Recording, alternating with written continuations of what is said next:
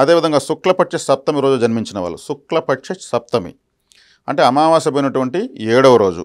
వీరికి చిన్న వయసులోనే తల్లి తండ్రి మరణించే అవకాశం ఉంటుంది, లేదు వాళ్ళు విపరీతమైన కష్టాలు పడేదానికి అవకాశం ఉంటుంది, లేదు వాళ్ళని వదిలి వీళ్ళు హాస్టల్లో ఉండి చదివేదానికి అవకాశం ఉంటుంది, మేనమామల దగ్గర పెరిగేదానికి అవకాశం ఉంటుంది, ఒక్కోసారి తల్లి తండ్రి ప్రేమ అధికంగా వీళ్ళకి లభించకుండా ఉండడానికి అవకాశం ఉంటుంది, వాళ్ళ యొక్క నిరాదరణకు గురయ్యేదానికి అవకాశం ఉంటుంది. ఎడదిరిగి తల్లి తండ్రికి కాస్త దూరంగా ఉండడం, చిన్నప్పటి నుంచే హాస్టల్లో అవ్వల దగ్గర, మేనమామల దగ్గర, లేదా పెద్దమ్మ దగ్గర, పిన్నమ్మ దగ్గర, ఇంకెక్కడో కుటుంబానికి కావాల్సినటువంటి ఆత్మీయుల దగ్గర ఉండి చదవడానికి అవకాశం ఉంటుంది. దగ్గరగా ఉంటే తల్లిదండ్రులకు కష్టాలు ఎక్కువ అవుతాయి. దీనికి జాతకులు అధికంగా వస్త్రదానం చేయాలి.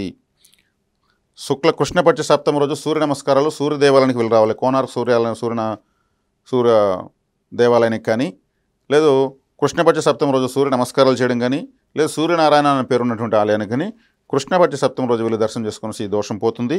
ఈ జాతకులు అధికంగా వస్త్రదానం చేయాలి. వస్త్రదానం చేయాలంటే ఈ రోజు అయ్యే పని కాదు.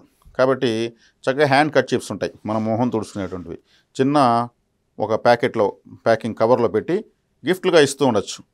తక్కువ ఖర్చుతో పోతుంది, బల్క్గా ఉంటే మీకు 10 రూపాయలకు వస్తుంది. అది కూడా వస్త్రమే. తెల్లటి కర్చీఫ్లు, చేతి రుమాలు అంటారు, వాటిని మీరు గిఫ్ట్లుగా బంధువులకు స్నేహితులకు ఇస్తూ ఉంటే అడిగి తీసుకుంటే రిలాక్స్ అవుతారు. ఎంతోమంది క్యాలెండర్లు, కీ చైన్లు ఇస్తూ ఉంటారు. దానికన్నా ఈ వస్త్రదానం కింద దీన్ని ఇవ్వచ్చు. మీకు ఇవ్వగలిగితే బట్టలే పెట్టచ్చు.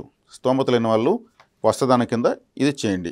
ఆడవాళ్ళు అయితే పెట్టగలిగితే పసుపు కుంకుమ జాకెట్ బిట్లు ఇస్తూ ఉంటుంది, వస్త్రదానం కిందకి వస్తుంది.